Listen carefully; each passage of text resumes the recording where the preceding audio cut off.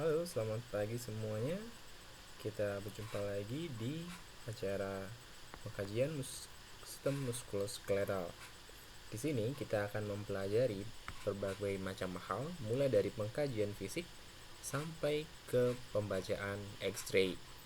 Mengapa sih sebenarnya perawat harus tahu tentang pembacaan X-ray?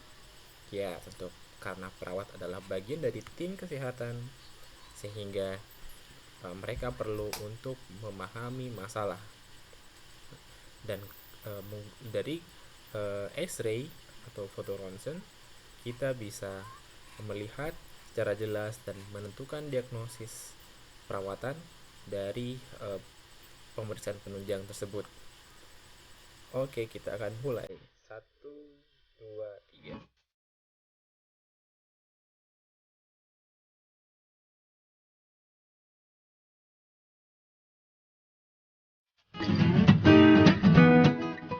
Ya, kita akan melihat lebih dahulu tentang pemeriksaan penunjang X-ray.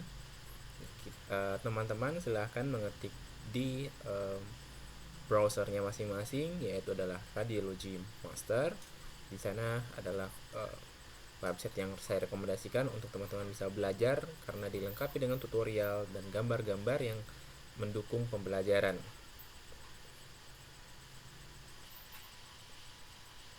Oke, kita sudah ke um, Radiologi Master. Di sini kita akan banyak belajar mengenai tentang tulang dan gambar tulang. Sebenarnya apa saja sih poin-poin sebelum kita mereview dari pembacaan X-ray atau ronsen? Ada empat. Pertama, A, B, C, dan S. A, B, C, dan S. A, B, C, S itu apa saja? A, yaitu adalah adequacy and alignment. Apa saja itu? Adequacy adalah berupa keadekuatan atau keutuhan dari tulang tersebut, apakah mengalami perubahan bentuk ataupun struktur. B, bones. Ya. Di dalam X-ray kita bisa melihat bahwa terdapat garis dari tulang, dan ketika semuanya garis itu mengalami terputus-putus ataupun tidak, kita bisa menentukan apakah itu fraktur ataupun tidak. C, kartilago. Kartilago adalah jaringan tulang lunak yang membungkus dari sendi, dan kita bisa melihat apakah mengalami kerusakan ataupun tidak. Yang terakhir adalah S, soft tissue, yaitu adalah daerah sekitar tulang. Nah, pada fraktur terbuka atau fraktur tutup, jaringan yang ada di sekitarnya akan mengalami bisa saja bengkak yang ditandai dengan adanya perubahan kepadatan, sehingga akhirnya terlihat lebih putih karena terjadi ada pembengkakan cairan dan lain-lain.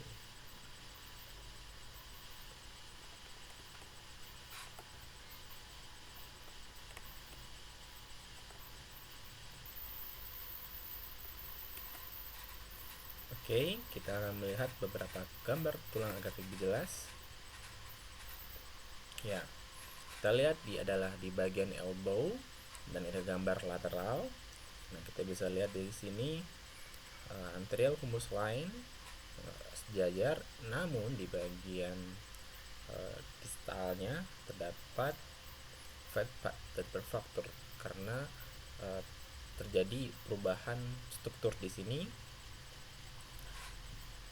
Nah, ataupun kita juga bisa lihat juga selain dari lihat lateral juga adalah pada anterior posterior. Jadi sangat penting melihat dari X-ray tidak hanya dari satu sisi lateral tetapi juga dari sisi lain anterior posterior, karena ketika kita hanya melihat satu saja tetapi tanpa melihat yang lain itu bisa jadi pengecohan.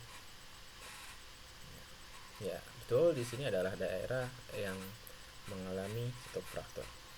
Di sini teman-teman bisa melihat daerah-daerah tulang lain yang bisa mengalami patah tulang atau fraktur. Contohnya bagian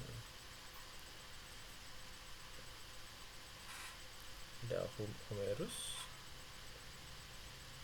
dan scapula.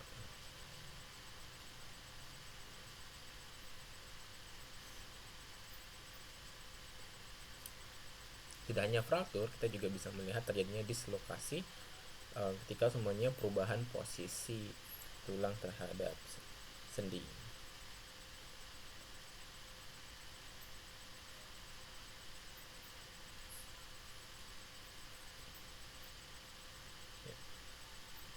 Ya, kira-kira di mana tempat terjadinya fraktur? Kita lihat satu persatu garis. Ya, benar. Ya, daerah fraktur ada tadi sebelah sini karena seharusnya terhubung tulang di klavikula ini ternyata dan mana lagi kira-kira? Ya, sebelah sini. Nah, dilihat dari tempat lain bagian, maka ya ini adalah bagian fraktur. Kalau yang ini yang mana? Ya, bagian sini itu titik fraktur. Ya, di radiologi master teman-teman bisa belajar banyak hal, termasuk kita terdapat ada kuis dan tutorial. Contoh kuisnya adalah seperti ini. Kita coba kuis pertama.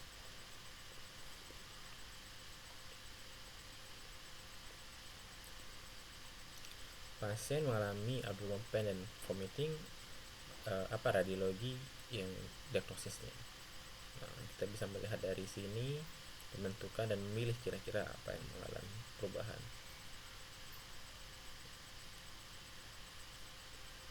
Oke. Sangat berguna sekali, bukan?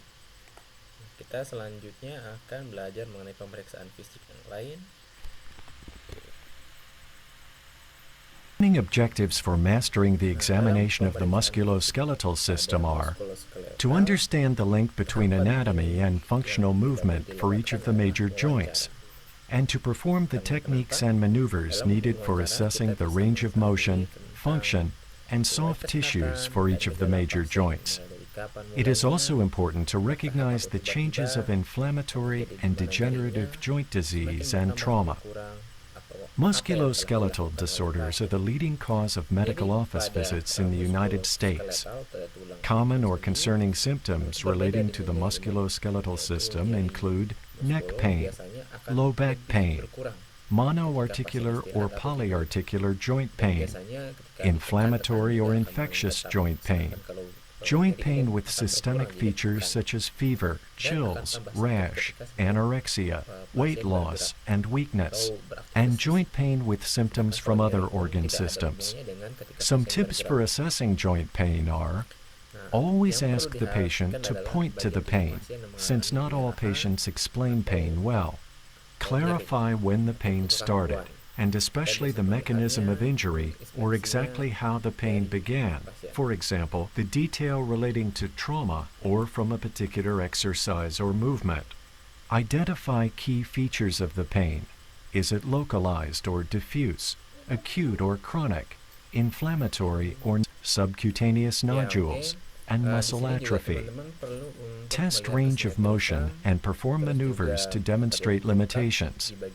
Note any swelling, warmth, tenderness, or redness. Shoulder girdle anteriorly. Inspect the scapulae and related muscles posteriorly. During both inspections, note any swelling, deformity, muscle atrophy, or fine tremors of the muscles. Palpate for tenderness at the sternoclavicular joint, tracing the clavicle laterally with your fingers. From behind, follow the bony spine of the scapula laterally and upward, unction of the shoulders. Ask the patient to perform the 6 motions of the shoulder girdle.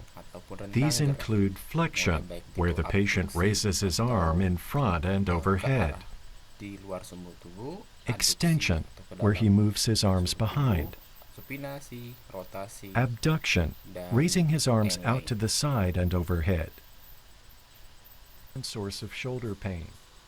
When positive, Neer's impingement sign suggests a rotator cuff sprain. Hawkins' impingement sign also indicates rotator cuff sprain or tear. Now for direct testing of the sits muscles. To assess the supraspinatus, do the empty can test. And don't let me push. Any problems? Any pain? Excellent. Test for function and pain in the infraspinatus with this maneuver. Keep your thumbs up and press out against my hands. Okay? Now test for forearm supination. Now I'd like you to turn them around like you're holding a bowl of soup. Go ahead. And I'm pressing. Any pain? Test the drop arm sign by asking the patient to fully abduct the arm to shoulder level, that is to 90 degrees, and then to lower it slowly.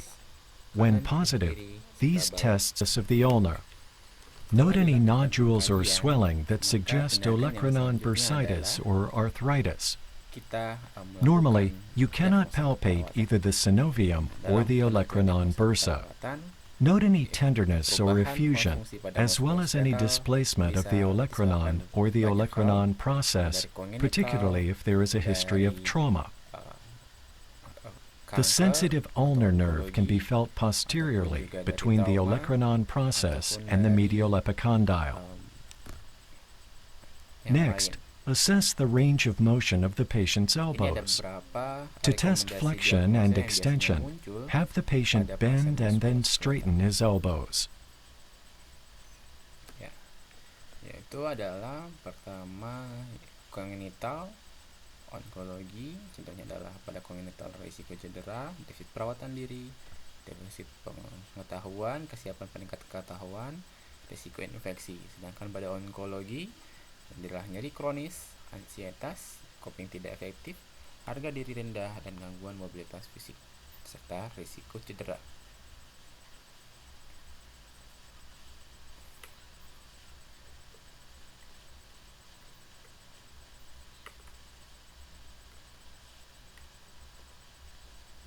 Nah, sedangkan pada metabolik, yaitu adalah contohnya pada osteoartritis, bisa risiko cedera, nyeri kronis. Sedangkan pada degeneratif disebabkan karena psikologis, yaitu adalah nyeri kronis, yaitu adalah nyeri ketika lebih dari 3 bulan.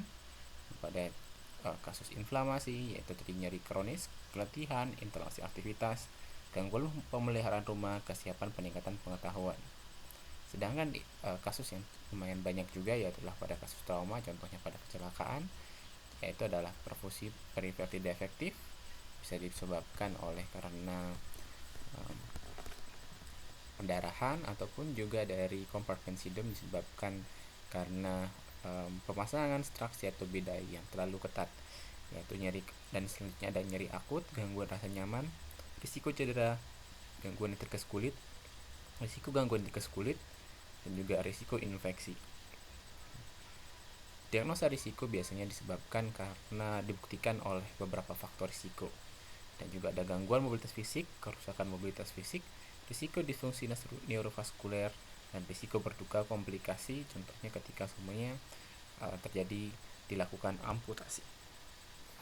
Nah, untuk luaran bisa terjadi luaran yang positif ataupun yang negatif. Positif maksudnya adalah ketika semuanya kriteria hasil itu diharapkan meningkat, sedangkan negatif ketika semuanya kriteria hasil yang diharapkan mengalami penurunan. Contohnya adalah pada perfusi perifer kita mengharapkan nadi dan capillary refill time meningkat, sedangkan pada nyeri contohnya diharapkan keluhan nyeri pada pasien mengalami penurunan. Nah, intervensi perawatan ada 4, ada observasi, terapeutik atau nama lain juga bisa mandiri, edukasi, dan terakhir adalah kolaborasi. Nah, diharapkan yang dilakukan pertama kali adalah yaitu tindakan-tindakan mandiri sebelum menuju kolaborasi, tergantung dari skala masalah pasien. Ada mobilitas fisik, contohnya dengan dukungan ambulasi, tingkat nyeri dengan manajemen nyeri, integritas kulit dengan perawatan integritas kulit. Nah, ini adalah referensi yang teman-teman bisa dipakai dalam merumuskan atau melakukan asuhan keperawatan pada muskuloskeletal. Mudah-mudahan dapat bermanfaat. Saya ucapkan terima kasih. Assalamualaikum warahmatullahi wabarakatuh.